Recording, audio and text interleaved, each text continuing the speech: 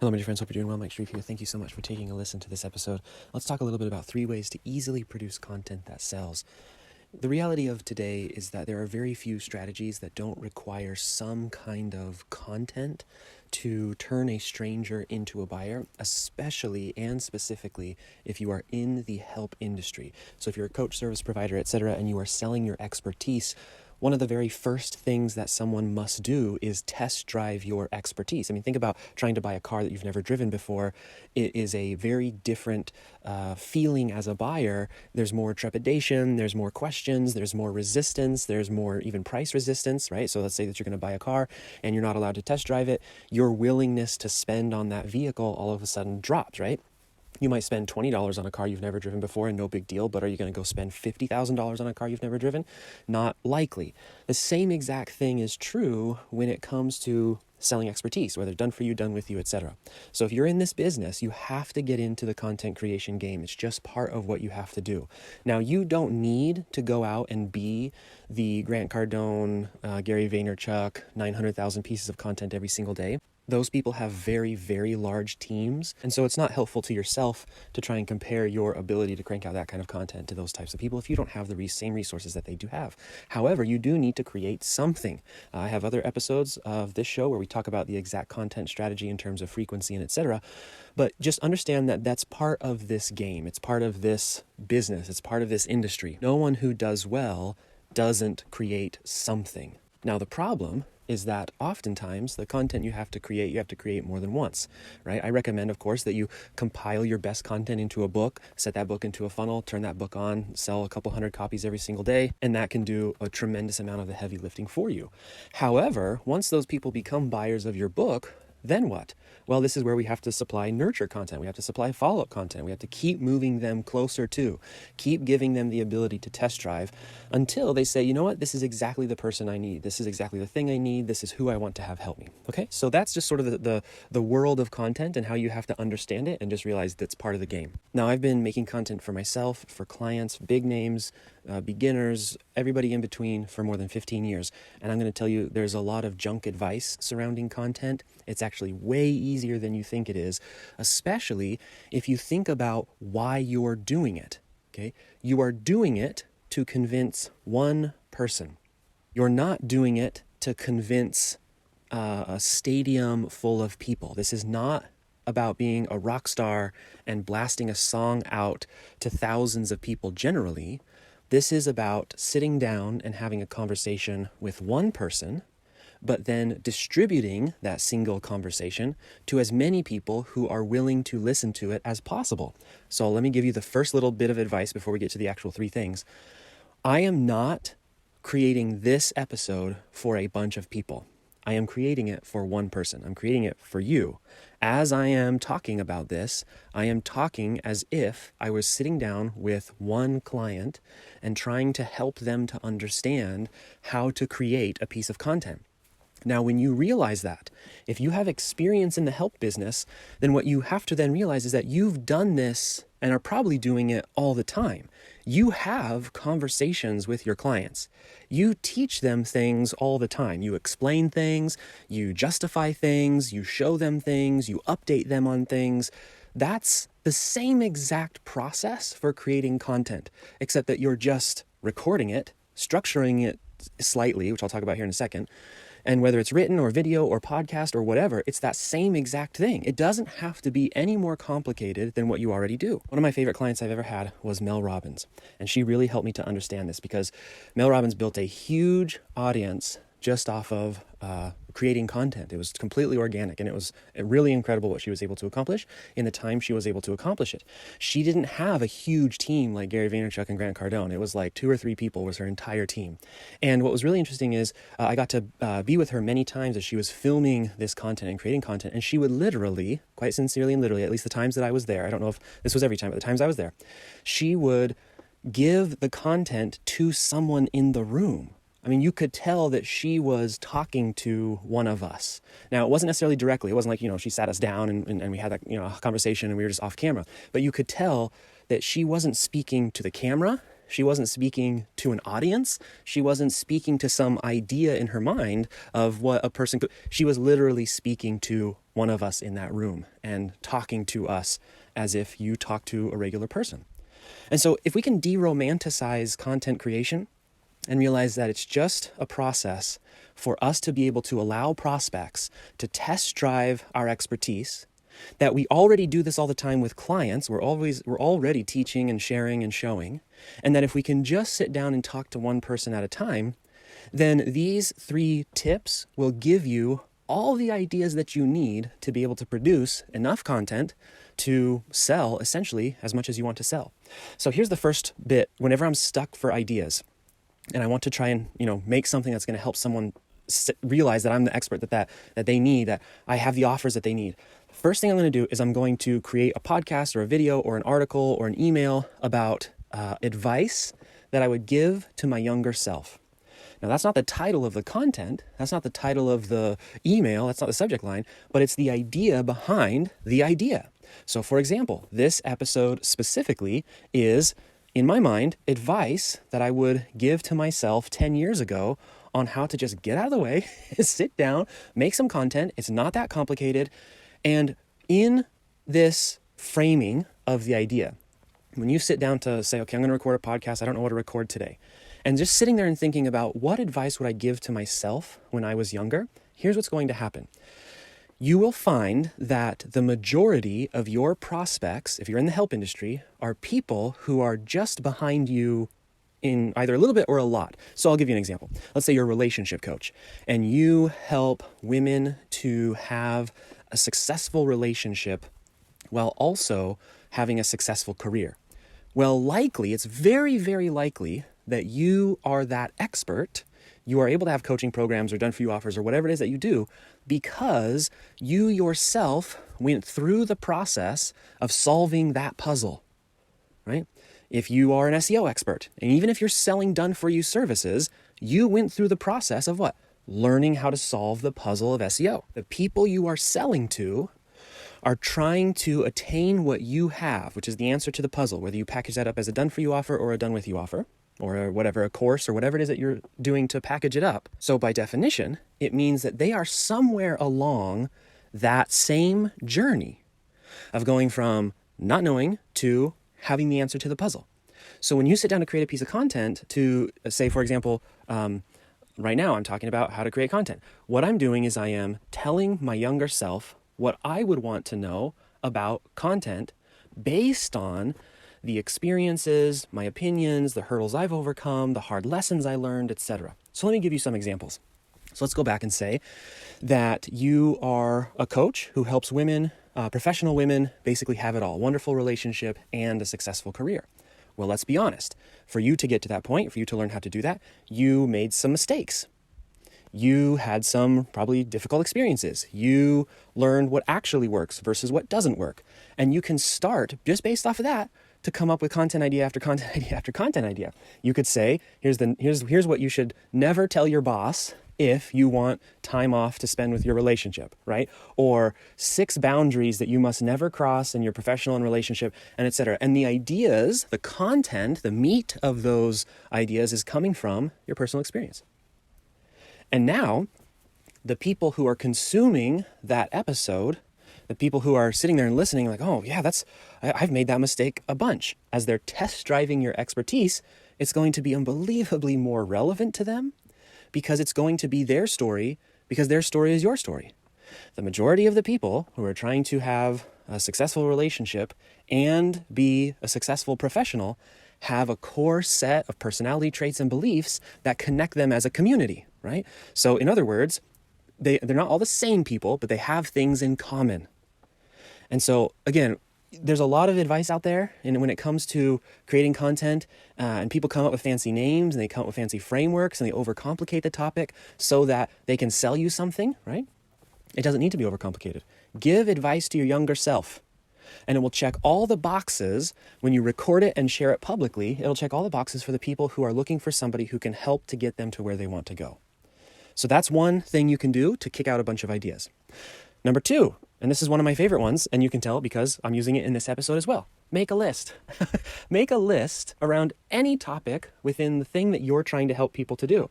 So one of the things that we're trying to help people to do is grow and successfully scale help industry-based businesses. So people who have the expertise or have some kind of knowledge that they share and they want to help people, we help them scale. One of the things that those people are going to have to do is create content, right? As we said at the beginning of this episode. So I'm going to make an episode, I'm going to record a piece of content that's simply a list of ways to come up with good content ideas. And we're going to call it the 3 ways to easily produce content that sells, right? And it really is that simple. There's almost nothing else for me to say other than if you try it. So you can pause this episode right now, however you're consuming it, sit down with a piece of paper and just start making lists about the things that you know or don't know. 3 ways to quit a job. Let's say that you help people to start their own business, right? Well, what's one of the things that people need to know how to do? Quit their job. And you think, well, that's pretty obvious, but is it really? How do you quit a job in a way that, doesn't close the door permanently just in case this thing doesn't work out? How do you quit a job to make sure there's enough money? How do you quit a job to make sure that your spouse and the loved ones are on board, and et cetera, et cetera? And so you can start making lists. 7 ways to convince your spouse that quitting your job is a good idea. 3 ways to quit a job without burning all your bridges. 5 things you must do to financially prepare before you quit your job to be a full-time, et cetera, and et cetera. Okay? Lists. And what's fun about lists is that, you don't have to really put a lot of thought into it in terms of the structure, right? So you don't have to worry about all these convoluted, overcomplicated, just trying to sell you stuff, quote unquote, tricks, hacks, et cetera. If you have a good list and the list is full of good ideas, just talk about the ideas. You don't have to try and trick people who are consuming the information. Again, all that you're trying to do is let people test drive your expertise. That's all you're trying to do. If you can every once in a while pop them a list of really good ideas, really helpful tips, and they can take 1 out of 7 of those tips, 2 out of 5, whatever it is, and they can apply it to their life, apply it to their situation, apply it to whatever they're trying to do, what do you think is going to happen? They're going to associate you with advice and expertise that works. It's called getting results in advance. And I didn't come up with that name, and I didn't invent that concept. I was taught it many, many, many, many years ago by people much smarter than myself, but it absolutely works. Someone is going to listen to this episode of the show. They're going to try one of these things, and they're going to get some kind of result. Maybe they'll just, for the first time ever, start consistently producing content, and that will beget other results. People will notice them. They may land clients, start conversations, etc. What do you think that person's going to do? They're going to say, hey, this Mike guy, he knows what he's talking about because I just did what he said and it worked out. That is the prospect that we all want to talk to on the phone, right? The person who comes to you and says, hey, I tried that thing, right? That list that you gave me, I tried 2 of the things and they worked. What else do you have? Tell me more. This is great. I love your insights. I love your ideas, but more importantly, something actually happened when I tried it. So in a lot of ways, creating a list is putting the math in your favor, right? If I create lists of, 27 different things you can do today to make some kind of money by tomorrow, and nobody's going to do all 27, right? No one's going to do all 27. There's going to be enough people trying enough of those things that enough of those people will get some kind of result. And then the content that I created, the time I spent to create something, right? I'm not just doing this for, the benefit of all mankind or anything like that. There's a reason that I'm taking time out of my day to create this content, and it's because I want to grow my business. I want people to test drive the car so I can sell it to them. And so when you do a list, you put the odds in your favor that someone is going to get something from that list, become the prospect that we all dream about, and then end up signing up for some of your stuff. One mistake I do see a lot of people make when it comes to lists is, one, you don't have to make it that long. You don't need, a blog post of 197 different things. People are very overwhelmed by really, really long lists. We all have enough to-do lists as it is. We don't need to be adding to them. But even more importantly is they think that every list they make has to be the complete end-all list of all times. This is only 3 things. This episode that we're listening to right now, it's only 3 things. 3 ways to easily produce content that sells. There's way more than 3 ways, right? There's probably hundreds. And in the future, if I want to, I can revisit this list. I can just say 3 more ways to produce content, especially if this episode is well received. Right? And that's the beautiful thing about lists is if you put up a list and everyone's like, oh my gosh, I love this, then you just come back and make 3 more, 3 additional. If you like that list, check this list out. Very, very simple. And again, The total planning time for this particular episode was maybe 6 minutes, 7 minutes maximum. I just sat down, realized I need to make some content because I hadn't made it in a while. Thought, okay, what would I tell my younger self? What's a list of things? Okay, 3 ways to make content that sells. All right, here we go. Let's just talk about it. So pretty simple. Now, you may say, I don't really have ideas for a list of things. Well then, unfortunately, that's not a content issue. That's a core knowledge issue on your part. In other words, if you struggle to come up with, say, for example, 3 ways to have a better conversation with your teenager, if that's a hard thing for you to do, it might be that your expertise level currently can use some help. And I'm not saying that you aren't an expert. What I'm saying is that you may need to create a plan for consumption, right? So the reason I'm able to so freely talk about this, I just use a 3x5 card. There's a total of 4 sentences on this 3x5 card. 3 of them are the list of things. The 4th sentence is the title of this episode. The reason I'm able to kind of blabber on is because I consume a lot, right? I read a lot of books. I consume a lot in conversation with my team. I'm always looking at what other people are doing online. Consumption is the input that creates the desired output. If we're in the expert space, the help industry, and we want to use our advice and the done-for-you services that are associated with our advice, and we want to sell using our advice, consultative selling, content-based selling, etc. And then the desired output that we have is a volume of work. So a volume of ideas, a volume of finished content product, a volume of whatever. We want to do speeches, we want to do whatever it is we want to do. There's volume at play. Well, it's very difficult to draw from a dry well. There's a reason they tell you to put your mask on first before putting it on someone else in the plane safety videos. It's because to be the kind of person who can just, create content, be prolific, and I'm not saying you gotta do it every day, I'm just saying to do it easily, you have to first fill the well up. And you do that through consumption. So if the list thing is a struggle, it might be a sign or a symptom that you aren't consuming enough as the expert in your business. Okay, and you may want to fix that. Okay, 3rd and last way to easily produce content that sells is just to ask people what they want. There's no reason in 2022 to guess. Don't have to. Now, there's 2 ways to ask people what they want. One is passively, and that's simply researching. Going to Quora, going to Facebook groups, seeing what other people are writing and producing, so listening to other podcasts, getting ideas on there. And that's just a way for you to sort of observe what people are asking, right? And to observe what they want. So that's all you're doing. The way you're asking is by observing. The second way is to actually go ask. So in a Facebook group, add some friends. Approach them and say, hey, look, I'm not trying to sell you anything, but I am trying to produce content so that someday I can sell something. This is what I'm trying to do. I'm trying to help people to achieve this thing. Would you be willing to let me ask you some questions to find out what kind of content you would find helpful? That's it. It can be that simple. And if you have a Facebook group or you have an existing audience, this is the thing that blows my mind. How many clients I've had over the years, of 15 years, they come to me and they say, we don't know what to talk about. We don't know what our messaging should be. We don't know what our et cetera, et cetera. And first thing I ask is, have you asked them? And the answer is almost always no. And I think, well, you want these people to give you money, so why not just ask them how to get them to give you money? It's genuinely that simple. Sure, you could do a very complicated quiz funnel. You can do all sorts of weighted distributions and statistical analysis. Or if you have an email list, for example, you can just send an email that goes like this. Subject line, I need your help. Hey friend, I'm wanting to create a bunch of content that will be very helpful and useful for you over the next weeks and months. Can you hit reply and tell me what kind of stuff you'd like to know about, and then insert whatever it is you do. What you'd like to know about in repairing your relationship with your kids, in losing weight and getting abs, in becoming a master of SEO, in etc. Email list, social media, whatever. Same message. You can put it out there. You may not have, depending on how big your audience is, you may not have a pouring in of thousands of people telling you exactly what they want. You may have a handful. If your audience is very large, you'll have more than you can deal with, right? So one of the things that I've done over the years is when I come into a client's business that has a very large list, we'll run an email that sounds almost exactly like that.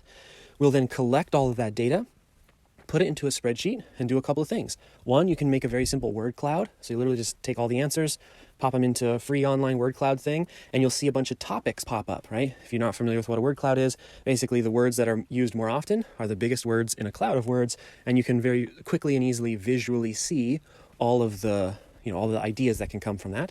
So that's one thing we do. And then the other thing is that we just categorize them. Now we can pull, say, 2 or 3 main categories that seem to be the common recurring questions that people have, right? And you'll find that in your area of expertise, there's really not that many different questions. You'll find that the journeys of people are generally the same. You can even, by taking that information, comparing it to your own journey, again, to solving the puzzle, you'll find that for most people, it generally looks the same. So example, for somebody to go from working in a job they hate to having a successful business, it's generally the same process, right? This specific thought pops into their head. They have this kind of motivation. They'll usually hit this kind of snag. They'll overcome the snag, and et cetera, right? Same in almost every single niche and topic and area in the help industry. You can sort of I guess you could say plot out or map out the journey that anyone takes. Okay, so anyways, so you take all of that data and then you just group it together, and creating content is as simple as waking up, going to that, however you've arranged that data, picking something, and then just answering it. And it's that simple. Then, and here's the big sort of key to all of this, remembering that you are not trying to make something for a bunch of people. You're just trying to answer that one question. And then you're just trying to capture that in a way that you can then distribute it. And that's it. And you do it over and over and over again for years and years and years and years. And if that doesn't sound fun to you, then I don't know what to tell you. Being in the help industry is about helping people. So if you realize that content creation isn't about performance, it's not about manipulation, it's not about trying to say the right thing in exactly the right way, it's literally just trying to help someone by giving helpful information. And I think this is true of most people who listen to our podcast and are in our world, but that should be an inspirational thing to you. It should be something that's fun. It should be something that's exciting. I'm not saying that it won't feel like work sometimes. I'm not saying that you will be perfect and show up every single day and do it all the time. I'm not saying that you won't have days where you just have no ideas and you're drawing blanks and anything like that. But at the end of the day, when I hit end on this episode, when I pause the recording device that's on my phone, I feel like I did something positive. I feel like somebody's going to listen to this and it's going to help them in some way. I can check off on my box, regardless of whatever else happens today, I helped somebody. That's what content that sells should feel like to make. Anything other than that, and you might be getting too hung up in the quote-unquote tricks from the gurus and the et cetera, okay? Anything more than that might even be more complicated than it needs to be. You might be, kind of going off track. Okay, so that's it. Give yourself, your younger self advice. So the person that's on the journey just behind you, what should they know? Make a list. And then these are all things you can do separately, or you can merge them all together, sort of like I did with this episode.